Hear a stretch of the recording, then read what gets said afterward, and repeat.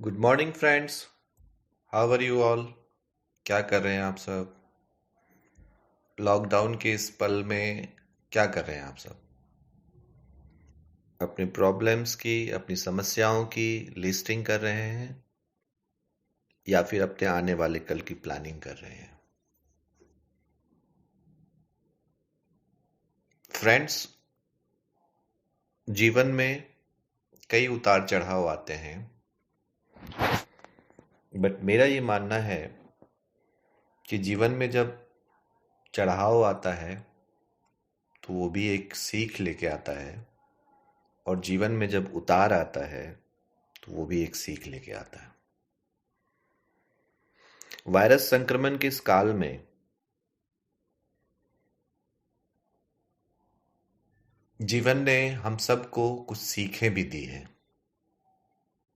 बेशक एक वायरस के माध्यम से ही, बट जीवन ने, जिंदगी ने हम सबको बहुत सारी ऐसे एस्पेक्ट्स हैं लाइफ के जिस पर सोचने और उसको इम्प्लीमेंट करने के लिए हमें इन्फ्लुएंस किया है। पहला, कि हम एक हाइजीनिक लाइफ को लीड करें, हाइजीन को इम्पोर्टेंस दें, अपनी फैमिली हेल्थ को इम्पोर्टेंस दें, साफ सुथरे रहें। दूसरा,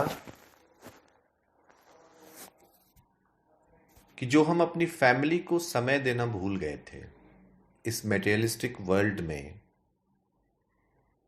जो हम फैमिली से दूर होते जा रहे थे, सुबह से शाम की भागा दौड़ी, एम्प्लॉयर के बीच में टकराहट, चंद पैसे, और फिर एक थकान, और फिर एक नींद, और फिर सुबह जाने की तैयारी। चाहे वो बिजनेस क्लास हो, चाहे वो सैलरीड क्लास हो, सबका लगभग यही अंदाज था जीने का, यही अंदाज हो गया था इनफैक्ट जीने का। तो वायरस के माध्यम से ही सही, जिंदगी ने हमें इशारा किया कि संभल जाओ, और जिसके लिए तुम भाग रहे हो उसको समय देना शुरू करो। Your family health should be your first priority. Your family should be your first priority. तीसरा जो सबसे अहम बिंदु है, जो हमें इस संक्रमण काल में सीखने को मिला है, that is cut your coat according to your cloth. तेते पांव पसारिए जेती लांबी सौर। मतलब परिस्थिति, सिचुएशन चाहे हमें कितना भी बड़ा झटका दे, एक वायरस के माध्यम से, एक बीमारी के माध्यम से, एक आपातकाल के माध्यम से, हमारा अपने जीवन का बैलेंस सिस्टम इतना अच्छा हो, इतना टाइटली मैनेज्ड हो कि हम उस झटके से आसानी से, उस झटके से हम निर्वहन कर पाएं और अपनी जिंदगी को आगे बढ़ा पाएं, ना कि हम हड़बड़ा के फिसल के गिर जाएं। आज के दौर में जो ट्रेंड है, जो लोगों का लाइफस्टाइल का रवैया है, अगर उनके पास 1 रुपये है तो वो 2 रुपया खर्च करने का रिस्क लेते हैं। फ्रेंड, अगर मैं इसको रिस्क कह रहा हूं तो ये रिस्क ही है। इस संक्रमण काल के दौर में ही सही, इस बात को समझना बहुत जरूरी है कि आज के दौर में या फिर हर उस दौर में, चाहे वो हमारे माँ बाप का दौर था या उनके माँ बाप का दौर था, संचय, सेविंग्स की एक अहम भूमिका होती है। अगर हमारे पास 1 रुपया है और अगर उसमें हम 70 पैसे खर्च करते हैं और 30 पैसे अगर हम सेव कर रहे होते हैं, तो वही 30 पैसे हमारे आपातकाल की स्थिति में हमारे लिए ताकत बन के हमारे साथ होती है। इसलिए कहा गया है कि हमेशा अपनी चादर को, अपनी कैपेसिटी मीटर को उतना ही फैलाना चाहिए जितनी कि हमारे पास क्षमता हो। तो कुल मिला के इन सब का सारगर्भित बिंदु यह है कि इस संक्रमण काल से हमें 3 सीखें मिली हैं।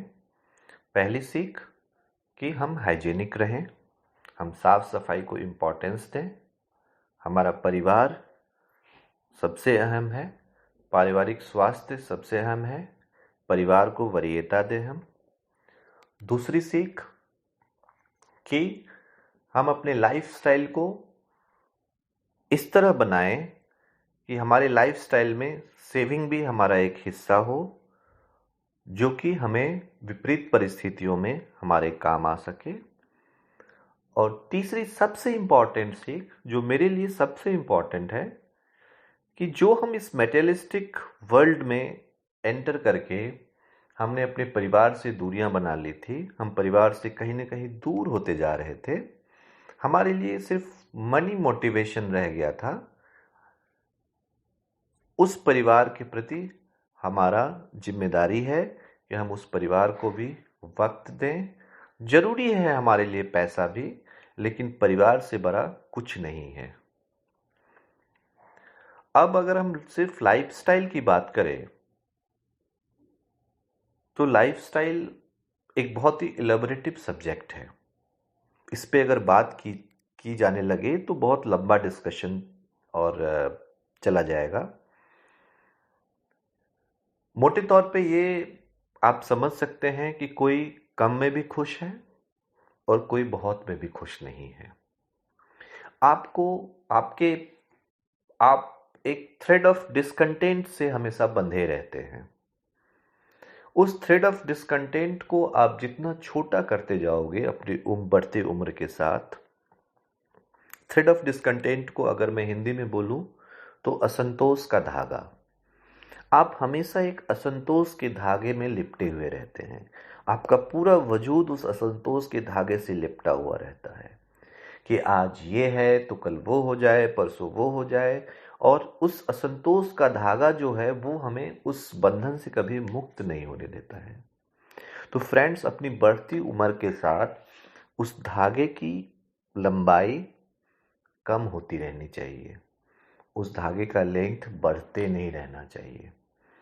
मेरा ये मानना है कि अगर आपने कंटेंटमेंट एक्वायर कर लिया अपनी लाइफ में, तो आप विजयी हो अपनी जिंदगी में, आप बहुत खुश रहोगे अपनी जिंदगी में। कंटेंटमेंट एक्वायर करने का कतई ये मतलब नहीं है कि आप निष्क्रिय हो जाओ, आप कर्मशील ना रहो। कंटेंटमेंट एक्वायर करने का मतलब सिर्फ ये है कि आप अपनी कर्मशीलता करते हुए अपनी डिजायर्स को, एस्पिरेशंस को एक लिमिटेशन दो। Because science has proven that no one in this world is absolute. आप सब में से जिन किन्हीं ने फिजिक्स पढ़ा होगा, तो फिजिक्स का एक थर्मोडायनामिक्स का थ्योरी है, थ्योरी ऑफ रिलेटिविटी। उस थ्योरी का सारगर्भित मैसेज यही है कि no one in this world is absolute, everyone is relative to each other. मैं अगर चाहूं तो भी मैं एब्सोल्यूशन नहीं ले सकता हूं, चाहे मैं कितना भी मनी एक्वायर कर लूं, चाहे कितना भी मैं फेम एक्वायर कर लूं, बट कुछ न कुछ कमी मेरे अंदर रहेगी और मैं एब्सोल्यूशन को कभी भी एक्वायर नहीं कर पाऊंगा। तो ये एक बहुत ही रिलेटिविटी का सब्जेक्ट है।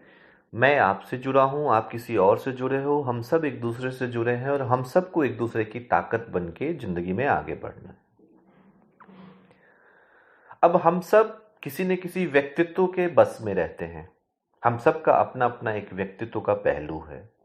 हम में से कोई एकेडमिशियन है, कोई लॉयर है, कोई बिजनेसमैन है, कोई प्रोफेसर है, कोई इंजीनियर है, कोई डॉक्टर है, कोई और कुछ अदर बिजनेसेस कर रहे हैं, हमारे मित्र, भाई, बंधु, बहन, समाज के लोग, वरिष्ठ लोग, आर्मी मैन्स हैं, बहुत सारे ऐसे प्रोफेशंस हैं जो हम लोग अलग अलग व्यक्तित्व के साथ हम लोग कर रहे होते हैं।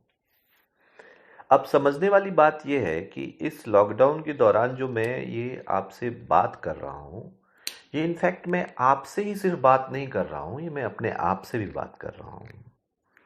ये मेरी थॉट है जो मैं अपने आप को सुनाना चाहता हूँ, जो कि सुन सुन के मैं बड़ा हुआ अपने बड़ों से, और उसको मैंने अपने जीवन में उतारने की भरपूर कोशिश की है, और आगे भी मेरी कोशिश जारी रहेगी। और उसका आउटकम लर्निंग के रूप में मैंने जो लिया है, उसको मैं आप लोगों के साथ शेयर कर रहा हूँ। इस शेयर करने के दौरान मैं खुद को भी कुछ सिखा पाऊंगा, और खुद भी उन चीज़ों को रिकॉल कर पाऊंगा जो एक इंसान के तौर पर शायद मैं भी भूल गया था या भूल गया हूँ, क्योंकि मैं भी इस संसार का हिस्सा हूँ। इस संसार में मेरा भी अस्तित्व वैसा ही है जैसा कि आपका है। मित्रों, मेरा ये मानना है कि एक सफल व्यक्तित्व के लिए जब हम सफलता की बात करते हैं तो सफल वही है जो आज के दौरान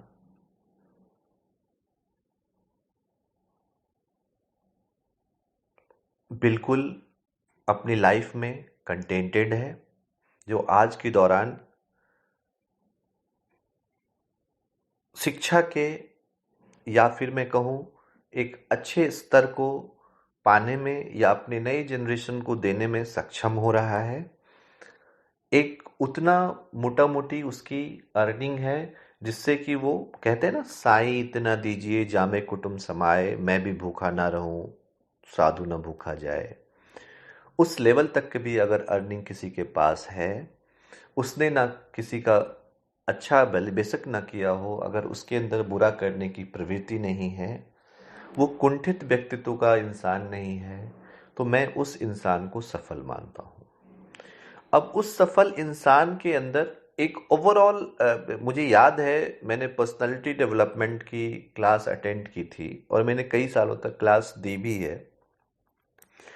तो एक व्यक्तित्व की जो परिभाषा मुझे बताई गई थी वो मैं आपसे शेयर करना चाहता हूँ। शायद आपके लाइफ में ये आपको यूजफुल हो, और शायद क्यों, मैं मुझे पूरा यकीन है कि ये जो मैं आपसे अभी शेयर करने जा रहा हूँ, ये आपकी लाइफ में आपको बहुत ही काम आएगा अगर इसकी एडेप्टेबिलिटी को आप स्वीकार करोगे और अपनी लाइफ में इम्प्लीमेंट करोगे।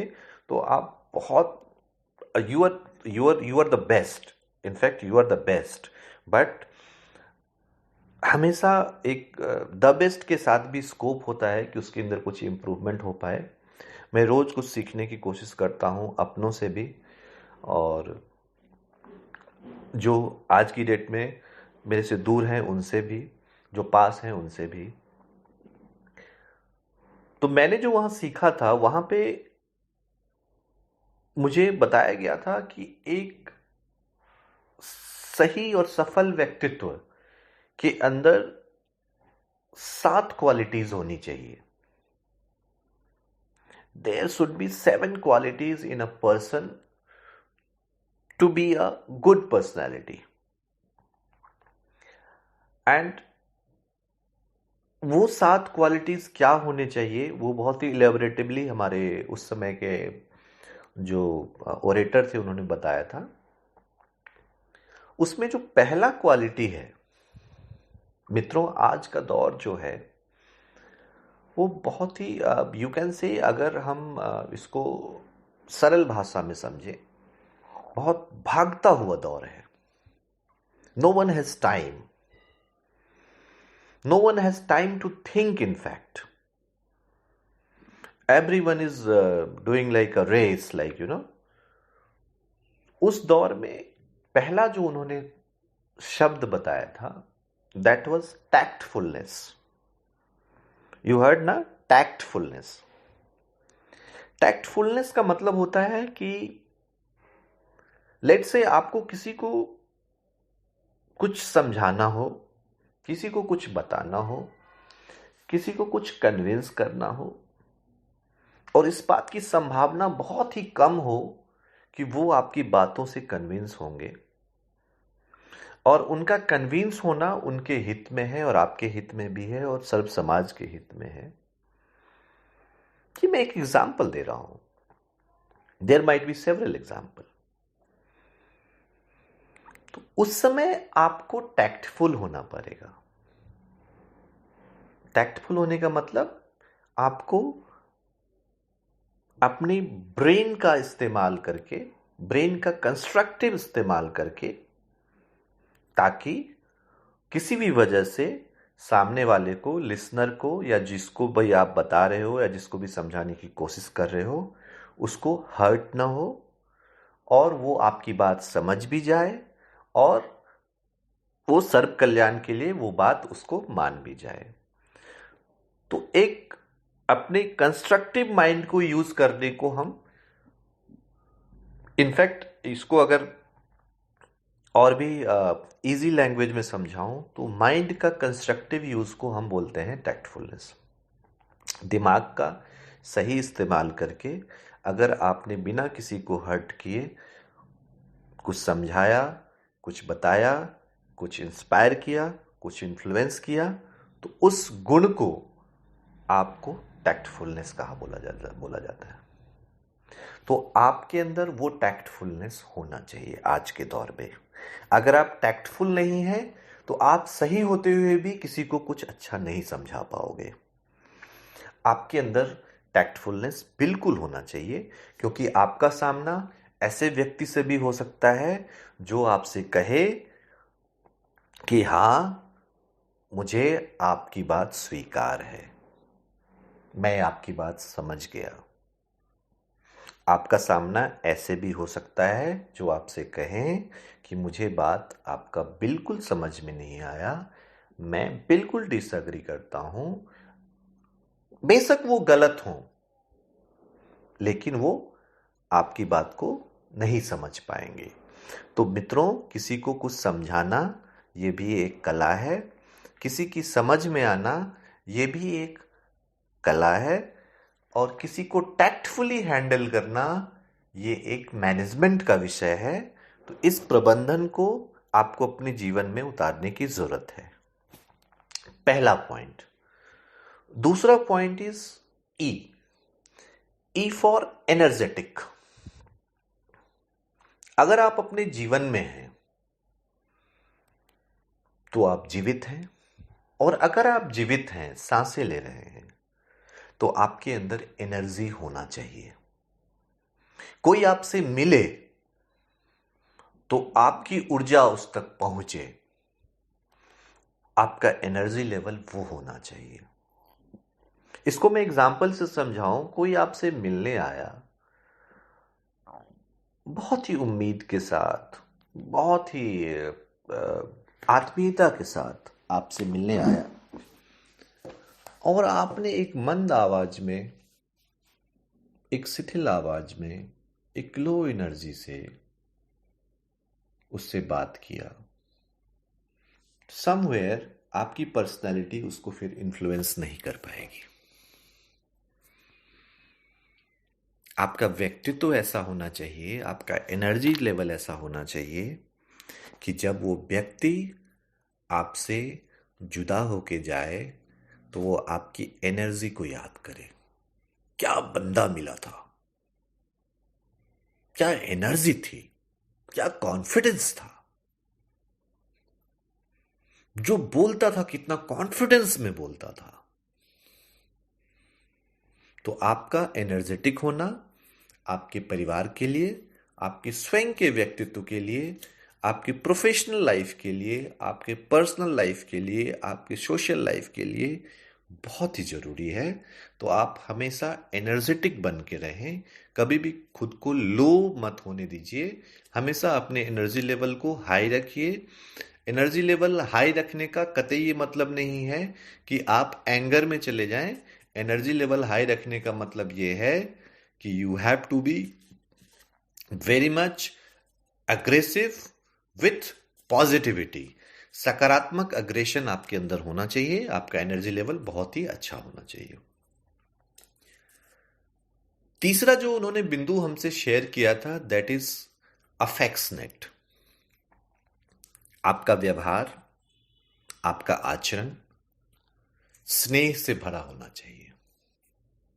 जब कोई आपसे बात करे तो आपकी बातों में उसको बहुत ही ज्यादा स्नेह, आत्मीयता नजर ही ना आए, महसूस भी हो। मित्रों, स्नेह और आत्मीयता महसूस होने की चीज है, ये सिर्फ नजर नहीं आता। This is not tangible, this can be felt. तो अगर आपके अंदर वो स्नेहिल स्वभाव है तो आप उस स्वभाव को कैरी फॉरवर्ड करें। ये आपके व्यक्तित्व का बहुत ही अहम पहलू है, और इससे खुद को कभी किसी भी हालत में, किसी भी सिचुएशन में अपने उस आचरण को, अपने उस स्वभाव को खुद से दूर मत करें। Fourth one is character. अगर आप इन सारी क्वालिटीज को एक्वायर करते हुए भी अगर आपका कैरेक्टर सही नहीं है, अगर आपका चरित्र सही नहीं है, अगर आप कॉन्स्पिरेटिव हो, अगर आप अपने महिला सहकर्मी के साथ सही व्यवहार नहीं कर पा रहे हो, कैरेक्टर के किसी भी पहलू पे आप सही अगर नहीं हो, तो आपकी सारी क्वालिटीज पे ये एक अकेला पॉइंट जो है ये पानी फेर देगा। तो आप संयमित हो, आपका कैरेक्टर बिल्कुल मर्यादित होना चाहिए, पर्सोनिफाइड होनी चाहिए, पर्सनालिटी ओरिएंटेड होनी चाहिए। आपका टॉकिंग इटिकेट्स ऐसा होना चाहिए जो कि आपके कैरेक्टर को सुप्रीम बना के रखे, और लोगों के लिए आप एक आइडियल बन के रहो, पाइनियर बन के रहो। लोग आपके कैरेक्टर का एग्जाम्पल दें कि देखो यार, ये कितना अच्छा कैरेक्टर है इसका, देखो इसका इसका स्वभाव कितना कितना स्नेह से भरा हुआ है, ये कितना टैक्टफुल है, कितना एनर्जी से लबरेज रहता है हमेशा, कितना इन्फ्लुएंस करता है यार इसकी पर्सनालिटी, और देखो इसका कैरेक्टर कितना शानदार है। ये 4 पॉइंट जो मैंने आपको बताए, ये हमारे व्यक्तित्व के बहुत ही अहम पहलू हैं। इसको अगर हम अपने साथ, अपनी जहन में, अपनी जिंदगी में, अपनी व्यक्तित्व में रखते हैं तो हमारा व्यक्तित्व एक आकर्षक व्यक्तित्व के रूप में रहता है। 5वां जो बिंदु है व्यक्तित्व का, वो है ऑनेस्टी। सी फ्रेंड्स, ऑनेस्टी, लॉयल्टी, ये सब ऐसे सेगमेंट्स हैं लाइफ के जिसका होना बहुत ही जरूरी है। Let's say you are having a very good personality, you are very handsome, very dynamic, very energetic, you are speaking well, your communication is perfect, everything you have, but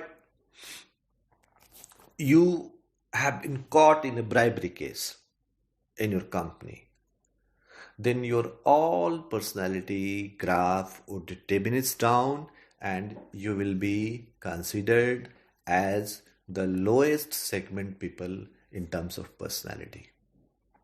So अपने जीवन में, अपने व्यक्तिगत लाइफ में, अपने व्यावसायिक life में, अपने सार्वजनिक लाइफ में आपका ईमानदार होना बहुत ही अहम और ज़रूरी है।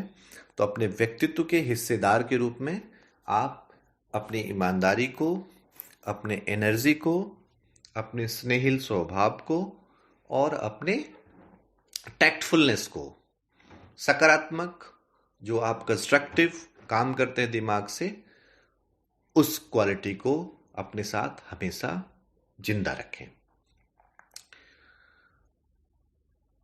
छठा जो सबसे इंपॉर्टेंट कैरेक्टर है, that is emotional stability.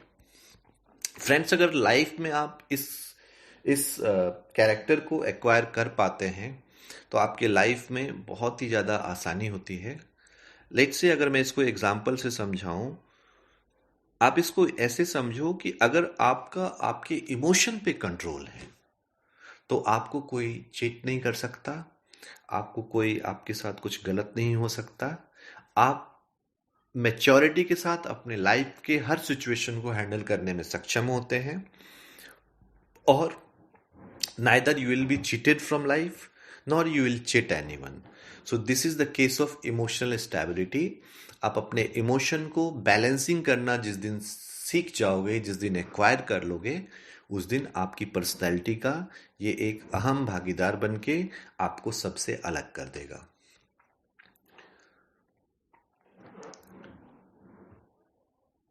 And last but not the least is responsibility. Friends, सारी क्वालिटीज होते हुए भी अगर आप अपनी जिम्मेदारी के प्रति जिम्मेवार नहीं हो, अगर आप रेस्पॉन्सिबल नहीं हो, तो सारी क्वालिटीज एक तरफ और आपकी ये डिस्क्वालिटी एक तरफ, ये आपकी एक डिस्क्वालिटी आपकी सारी क्वालिटीज पे पानी फेर देगी. तो आपको टैक्टफुल रहना है, आपको एनर्जेटिक रहना है, आपको अफेक्शनेट रहना है, आपको एक अच्छा कैरेक्टर में रहना है, अपने चरित्र को सुप्रीम बना के रखना है, आपको ऑनेस्ट रहना है, आपको इमोशनली स्टेबल रहना है और आपको अपनी रिस्पॉन्सिबिलिटी को पूरी अकाउंटेबिलिटी के साथ पूरा करना है. ये सारे क्वालिटीज को, ये 7 क्वालिटीज जो मैंने आपसे बताए, जो कि एक अच्छी पर्सनालिटी के लिए जरूरत होती है, इन 7 क्वालिटीज को अगर हम सब अपनी लाइफ में एक्वायर कर लेते हैं, तो अब जैसे मैं अपना एग्जाम्पल दूं, तो मुझे लगता है कि मैं इमोशनली स्टेबल नहीं हूं और मैं इस पे काम कर रहा हूं.